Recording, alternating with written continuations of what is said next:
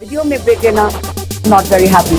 अभी डाउनलोड करें तक ऐप। नमस्कार, मैं हूं नवजोत रंधावा। आप देख रहे हैं आज तक। सुबह सुबह में आपका स्वागत है। बात करेंगे अहमद पटेल की, जिन पर संदेसरा केस मामले में ईडी ने शिकंजा कसा है।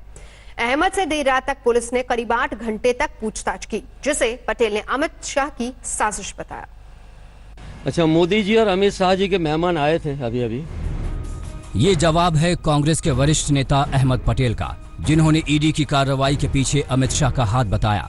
मनी लॉन्ड्रिंग मामले में अहमद पटेल से ईडी ने करीब 8 घंटे पूछताछ की। मुझे तो तरस उन लोगों के बात पे उन पे आ रहा है कि जो सत्ता में है लेकिन पावर इनको डाइजेस्ट नहीं हो रहा है। जहाँ तक मेरा सवाल है, कानून को कानून का काम करने दो। जब हमने कुछ गलत नहीं किया है तो डरने की कोई बात नहीं है। जितनी भी इंक्वायरी करें, जितनी भी जांच करें, उनको कर लेने दो। लेकिन मैं इतना कहना चाहूँगा कि जिनके खुद के घर शीशे के होते हैं, कांच के होते हैं, उनको जरा उतना भी ख्याल करना चाहिए कि कोई हमारे घरों पर भी पत्थर फेंक सकता है। अहमद पटेल ने कोरोना वायरस के हालात और अपनी उम्र और स्वास्थ्य का हवाला देते हुए पूछताछ के लिए उपस्थित होने में असमर्थता जताई थी, जिसके बाद ईडी की टीम पूछताछ के लिए अहमद पटेल के घर पहुंची, जहां संदेसरा ग्रुप के 14,500 करोड़ से ज्यादा के बैंक घोटाले में ईडी के पास सवालों की एक लंबी लिस्ट थी। कोरोना लोग आज परेशान हैं, उनके खिलाफ लड़ना चाहिए। उसकी वजह ऑपोजिशन के साथ लड़ रहा है। अनएम्प्लॉयमेंट, बेरोजगारी इतनी सारी है, हमारे श्रमिक जो वर्कर्स हैं वो परेशान है, उनके लिए कुछ करना चाहिए। उसकी वजह ऑपोजिशन के साथ लड़ रहे हैं। और जो आज गरीबी है, गुर्बत है, उसके खिलाफ लड़ना चाहिए। उसकी बजाय ऑपोजिशन से लड़ रहे हैं। संदेसरा मामले के एक मुख्य गवाह ने चेतन संदेसरा, अहमद पटेल, उनके बेटे फैसल पटेल और उनकी वकील बेटी मुमताज से शादी करने जा रहे इरफान सिद्दीकी के बीच संबंधों को लेकर खुलासे किए थे। गवाह का कहना था कि चेतन संदेसरा अहमद पटेल के मदर टेरेसा क्रिसेंट रोड स्थित आवास पर भी जाते थे। अहमद पटेल के बेटे फैसल भी अपने दोस्तों के साथ पार्टी करने पुष्पांजलि फार्म्स पर जाते थे। एक पार्टी के दौरान फैसल ने 10 लाख रुपए खर्च किए थे। ईडी अहमद पटेल के बेटे फैसल और इरफान से पहले ही पूछताछ कर चुकी है। आरोप है कि इरफान सिद्दीकी ने दिल्ली के वसंत विहार में एक घर की संपत्ति पर कब्जा कर लिया था, जिसे बाद में संदेसरा ने खरीदा। दिल्ली के कारोबारी गगन धवन के साथ उनके संबंध भी केंद्रीय एजेंसी की जांच के दायरे में हैं। गगन को ईडी इस मामले में पहले ही गिरफ्तार कर चुकी है। अहमद पटेल पूरे मामले को बीजेपी की साजिश बता रहे हैं। वहीं अहमद पटेल पर ईडी ने शिकंजा कस रखा है, जिसके लपेटे में अहमद पटेल का पूरा परिवार है। मुनीश पांडे, दिल्ली आज तक। गुजरात के आणंद जिले से खबर आ रही है, जहां पर संबाद के पास कलंसर गांव के करीब केमिकल फैक्ट्री में भीषण आग लग गई। आग के बाद पूरे इलाके में अफरा तफरी फैल गई। देर रात ये आग लगी। जय केमिकल नाम की फैक्ट्री है जिसमें आग लगी, और केमिकल रखा होने की वजह से आग तेजी से फैलती चली गई। जिस वक्त वहां पर आग लगी, बहुत सारे मजदूर अंदर काम कर रहे थे, लेकिन समय रहते सभी को बाहर निकाल दिया गया। दमकल की कुल मिलाकर 13 गाड़ियां मौके पर पहुंची, जिसके बाद आग पर काबू पाया जा सका। खबर यह भी आ रही है कि इसमें किसी के हाथ होने की खबर नहीं है, क्योंकि समय रहते सभी मजदूरों को बाहर निकाल लिया गया था। हालांकि आग की वजह से नुकसान काफी हुआ है और आसपास के इलाकों में भी धुआं फैलने की वजह से परेशानी लोगों को हो रही है। पहले कोरोना से कोहराम, फिर टिड्डियों से परेशान। एनसीआर पर हुआ है डबल अटैक। महामारी से लड़ रहे एनसीआर पर आफत अब आसमान से उतरकर जमीन पर खौफ फैला रही है। गुरुग्राम, फरीदाबाद, ग्रेटर नोएडा में लाखों टिड्डियों का दल लोगों को हैरान करता जा रहा है और किसानों को परेशान।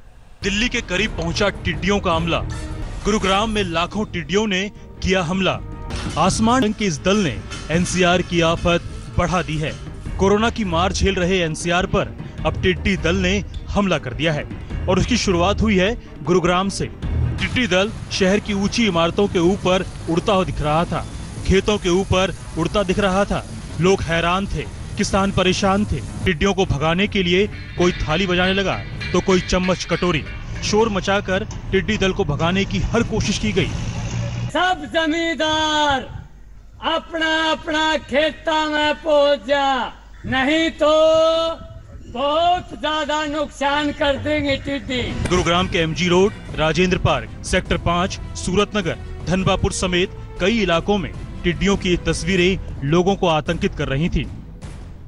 गुड़गांव की तरफ से फैजाबाद की तरफ जंगल में गया 12 बजे के आसपास। अच्छा, मैंने देखा और कई झुंडे टाइम में नजारा यही था जी, जैसा आंधी का भभूला आता है वह हिसाब से तितली हो गई थी पूरे उसमें जी। अच्छा। और पूरा अंधेरा से छा गया था उनके वजह से। ऐसे समझ जैसे मतलब पूरा घेर के नहीं, पूरा ग्राउंड यहाँ से वहाँ तक घिरा। कई घंटों तक टिड्डी दल का आतंक जारी रहा। बताया जा रहा है कि गुरुग्राम में टिड्डी दल ने फसलों को अच्छा खासा नुकसान पहुंचाया है। लाखों की तादाद में टिड्डियों के झुंड ने हरियाणा के गुरुग्राम में सुबह 11 बजे के आसपास अचानक से ही हमला बोल दिया। कई इलाकों के अंदर टिड्डियों के लाखों टिड्डियों का जो झुंड था वो दिखाई दिया और उसके बाद 11 से लेकर के अगर 12 बजे के आसपास इसी पहाड़ी इलाके से होता हुआ वो फरीदाबाद के अंदर एंटर करा, जहाँ पर सेक्टर 28, 29 और 30 के अंदर लोग अपने घरों से बाहर निकले, तालियां बजाने लगे, शोर मचाया और टिड्डियों का झुंड जो है वो आगे बढ़ता हुआ साफ तौर पर नजर आया। इसके चलते प्रशासन की तरफ से लगातार अलर्ट जो है वो जारी किया गया, क्योंकि ये जो तमाम इलाके हैं ये इलाके दिल्ली से सटे हुए। ऐसे में दिल्ली के अंदर भी हाई अलर्ट जो है वो इन तमाम इलाकों के अंदर जो है वो जारी किया गया है। गुरुग्राम से टिड्डी दल पहुंचा फरीदाबाद। यहाँ का आसमान भी खौफ की वही तस्वीरें दिखा रहा था। फिर चाहे वो सेक्टर 28 हो, 29 हो, 30 हो या फिर सेक्टर 31। पाकिस्तान से आया टिड्डी दल राजस्थान, पंजाब, यूपी होते हुए हरियाणा में भी आतंक फैला रहा है और अब एनसीआर में भी दस्तक दे चुका है। गुरुग्राम और फरीदाबाद के आसमान में इसकी एंट्री के साथ ही दिल्ली सरकार को एक आपात बैठक बुलानी पड़ गई। नोएडा में इसके संभावित खतरे को भांपते हुए फौरन 4 टीमों का गठन कर दिया गया है। अभी तुरंत जो है वन विभाग को डायरेक्शन दिया गया है, वहाँ पर ढोल बजाने का, ड्रम बजाने का और डीजे बजाने का, जो कि मेजर्स हैं जिससे कि वो टिड्डी दल भागते हैं, निर्देश दे दिया गया है। साथ ही साथ वहाँ पर केमिकल के छिड़काव के भी निर्देश दिए गए हैं। दिल्ली में टिड्डियों के आतंक की आशंका को देखते हुए सरकार ने एडवाइजरी भी जारी कर दी है।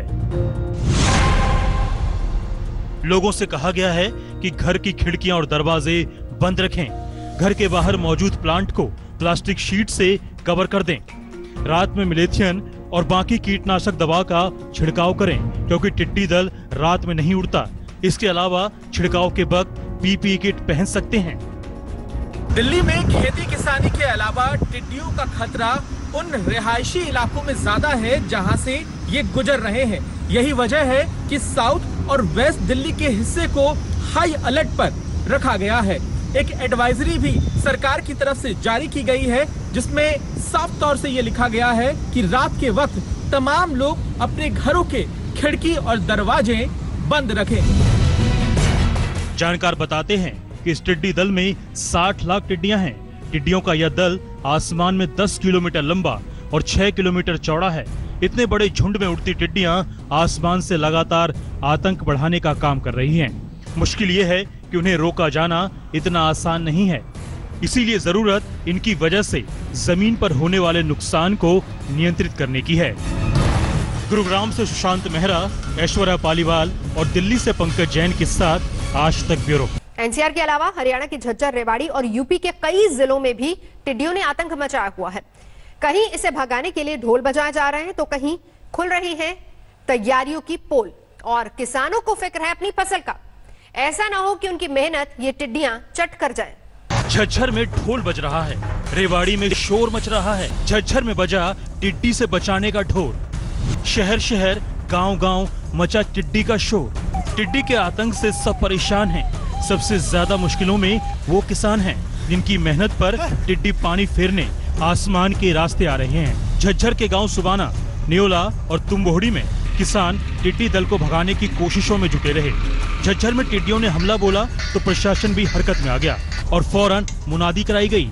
रेवाड़ी, महेंद्रगढ़ और नारनौल में भी टिड्डियों की वजह से किसानों की फसलों को भारी नुकसान की खबर है। आनन फानन में किसानों ने टिड्डियों को भगाने के लिए बर्तन बजाने शुरू कर दिए। कईयों ने पटाखे भी फोड़े लेकिन ज्यादा फायदा नहीं हुआ। 50% नुकसान है जी, बहुत जबरदस्त। 1 घंटा थाली कचौड़ा बजा के मुश्किल से भगाई। मतलब क्या करना पड़ा आपको कि इस तरह से एकदम कैसे आपको महसूस हुआ कि भाई टिड्डियों जी? अच्छा, और इतनी ज़बरदस्त बारिश आएगी, इतनी ज़बरदस्त आवाज़ आएगी। अच्छा, सूसाट मैच हुआ। राज्य के कृषि मंत्री जेपी दलाल हालात का जायजा लेने रेवाड़ी पहुंचे।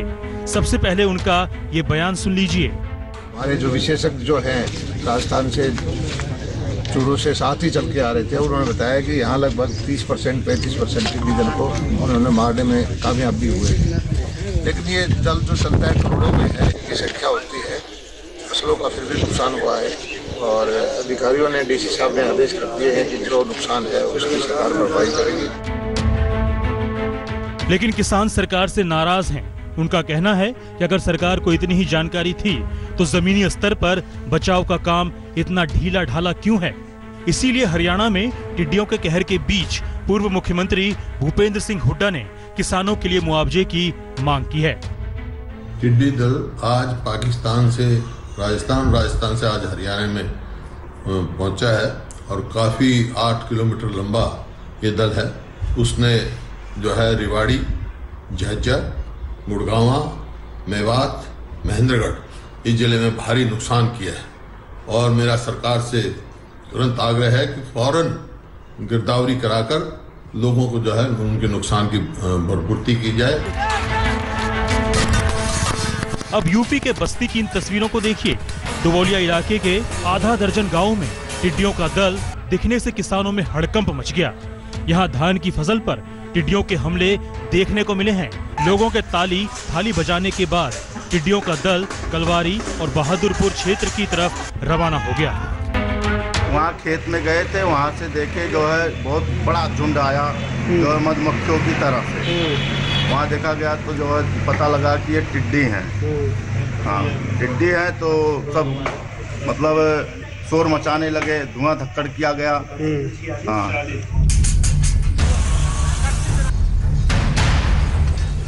यही हाल यूपी के सुल्तानपुर का है। कई गांवों में टिड्डी दल पहुंचा और प्रशासन और गांव वालों को बचाव करने पर मजबूर होना पड़ा। गनीमत ये रही कि टिड्डियों के प्रवेश करते ही किसानों की नजर उन पर पड़ गई और उन्होंने शोर मचाकर दल को लौटने पर मजबूर कर दिया।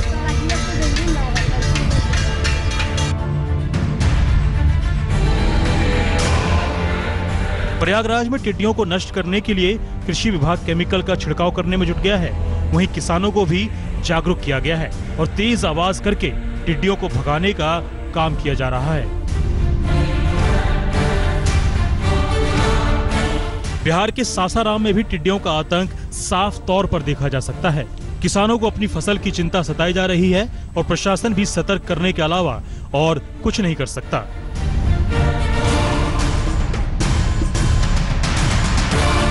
सीमा से जुड़े रोहतास में किसान पूरी कोशिश कर रहे हैं कि टिड्डियों के आतंक से किसी तरह अपने फसल को बचा लें।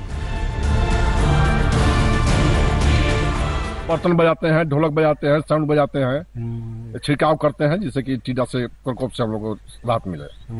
तो कहीं ना कहीं से इसको लेके कुछ भय टाइप का है क्या? हाँ, हम जो अन्य प्रदेशों में जो देख रहे हैं कि फसल लाख लोग को बर्बाद हो रहा है, किसान बर्बाद हो रहा है, उस तरह की स्थिति को देखते हुए हम लोग भी सशंकित हैं कि हम लोग का ये फसल बर्बाद न हो जाए।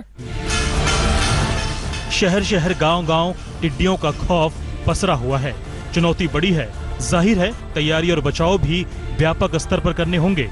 रेवाड़ी से अनिल सिहाग, झज्जर से प्रथम, प्रयागराज से पंकज, बस्ती से मजहर आजाद, सुल्तानपुर से आलोक श्रीवास्तव और सासाराम से मनोज सिंह के साथ। तो देखा आपने कैसे अलग अलग शहर और गांव में टिड्डियों का खौफ है और लोग इसी में जी रहे हैं। अब हम आपको दिखाते हैं कि कैसे ये टिड्डियां इतने विशाल दल के रूप में आती हैं और झट से पूरी की पूरी फसल बर्बाद कर जाती है। ये टिड्डियां आती है अनगिनत की संख्या में, उड़ती है तो एक झुंड में, जहां जाती है एक दल बनाकर, जिस जगह पर रुकती है वहां फसलें बर्बाद कर। 56 NP के अंदर बहुत ज्यादा टिड्डियों द्वारा नुकसान किए गए, जो पाकिस्तान की साइड से आई थी। मरबे कपास नरमे की खेती चौपट कर दी गई है। गजब का आतंक है इन टिड्डियों का। लाखों लाख की संख्या में 7 समंदर पार से फसलों के ये दुश्मन कई दिनों से उड़े चले आ रहे हैं हिंदुस्तान। तस्वीरें देखिए, ऐसा लगता है जैसे कोई आसमानी आफत टूटी हो। जिस हवाई रास्ते से ये टिड्डियां गुजरती हैं, वहां आसमान धुंधला तक पड़ जाता है। ये टिड्डियां बड़ा संकट बनकर आई हैं। सबसे पहले बताते हैं कि मामूली से कीड़े की तरह दिखने वाली ये टिड्डियां कितनी ताकतवर हैं। ये टिड्डियां एक दिन में 150 किलोमीटर तक उड़ सकती हैं। इनके उड़ान की रफ्तार 15 किलोमीटर प्रति घंटे तक होती है। हर एक टिड्डी 2 ग्राम तक फसल को खा सकती है। 1 वर्ग किलोमीटर के दायरे में करीब 4 करोड़ टिड्डियां हो सकती हैं। सबसे बड़ी बात यह कि इन टिड्डियों का बड़ा झुंड एक दिन में 35,000 लोग, 20 ऊंट या 10 हाथी के बराबर फसल चट कर सकता है। एक टिड्डी का वजन होता है वो 2 से 3 ग्राम होता है और पर डे वो 2 से 3 ग्राम खा जाती है, मतलब अपने वेट के बराबर पर डे वो खाती है। देश के कई शहर इस संकट से गुजर रहे हैं। टिड्डियों के कहर से किसान परेशान हैं। फसलों की बर्बादी उनकी कमर तोड़ रही है। हिंदुस्तान में ये मुसीबत पाकिस्तान से होकर आई है। जानकार बताते हैं कि पड़ोसी मुल्क ने कोशिश की होती तो देश में संकट इतना नहीं गहराता। ये अभी भी अफ्रीका से नहीं आए हुए, ये पाकिस्तान में जो रह गई थी टिड्डियां, जिसका पाकिस्तान में कंट्रोल नहीं हो पाया, ये वो टिड्डियां हैं। पाकिस्तान ने आखिर क्यों लापरवाही बरती? वहां सरकार ने टिड्डियों की रोकथाम के कदम क्यों नहीं उठाए? ऐसे कई सवाल उठ रहे हैं, लेकिन हिंदुस्तान ने इन पर काबू पाने की पहल तेज कर दी है। इन पर काबू पाने के लिए केंद्र सरकार ने ब्रिटेन से 60 स्प्रे मशीनें खरीदने का फैसला किया है। ड्रोन का भी इस्तेमाल किया जा रहा है। आज तक ब्यूरो। लेकिन सवाल यह है कि आखिर ये टिड्डियां आती कहां से हैं और इन्हें भारत में आने से कैसे रोका जा सकता है? दुनिया के किन किन देशों में इनका आतंक है? क्या पाकिस्तान जानबूझकर अपने इलाकों में इन्हें रोकने की कोशिश करता है ताकि भारत में किसानों की परेशानी बढ़ाई जा सके? जिन टिड्डियों की वजह से भारत में मच रही है तबाही, जो टिड्डियां किसानों के खून पसीने को कर रहे हैं चट, वो आखिर आते कहां से हैं? कहां से आकर भारत में कहर बरपाते हैं? इसके लिए हमें 5000 किलोमीटर दूर चलना होगा। दुनिया के नक्शे को देखेंगे तो टिड्डियों के रूट चार्ट का आपको अंदाजा लग जाएगा। भारत से करीब 5000 किलोमीटर दूर पूर्वी अफ्रीका है टिड्डियों के आतंक का गढ़। इथोपिया, केनिया, सोमालिया, जिबूती और युगांडा जैसे देशों में बारिश के मौसम में प्रजनन के बाद इनकी संख्या इतनी बढ़ जाती है कि टिड्डियों का ये दल ईरान, सऊदी अरब, पाकिस्तान, अफगानिस्तान की तरफ रुख करने लगता है। अगर ईरान और पाकिस्तान में ही इन टिड्डियों को खत्म कर दिया जाए तो भारत में इसकी एंट्री नहीं हो पाएगी, लेकिन पाकिस्तान की लापरवाही का खामियाजा हिंदुस्तान को भुगतना पड़ता है। अफ्रीका, मिडिल ईस्ट और एशिया के करीब 60 देशों में टिड्डियों का आतंक है। यानी जमीन के 5वें हिस्से पर इन टिड्डियों ने कोहराम मचा रखा है। दुनिया की 10% आबादी की जीविका इन टिड्डियों की वजह से बर्बाद हो जाती है। पाकिस्तान बॉर्डर से भारत के अंदर ये टिड्डियों का दल आ रहा है। इस टिड्डियों के दल के अंदर जो पाकिस्तान का जो बॉर्डर है, तो ये जो मुख्य रूप से आ रही है अफगानिस्तान और जो पाकिस्तान का बॉर्डर है, जो कबीलाई एरिया है, वहाँ पर डेजर्ट है। उस डेजर्ट के अंदर इसने ब्रीडिंग स्पॉट बना रखा है, तो वहां से निकल के ये स्पॉट आ रहा है। कोरोना के संक्रमण काल में टिड्डियों का आक्रमण दूसरी मुसीबत बनकर आया है। शरद कुमार, जयपुर, आज तक। नमस्कार, मैं हूं अंजना ओम कश्यप। हमें उम्मीद है ये वीडियो आपको पसंद आया होगा। लेटेस्ट खबरों के लिए यूं ही देखते रहिए आज तक और इस वीडियो के पसंद आने पर लाइक, शेयर एंड सब्सक्राइब करना ना भूलें।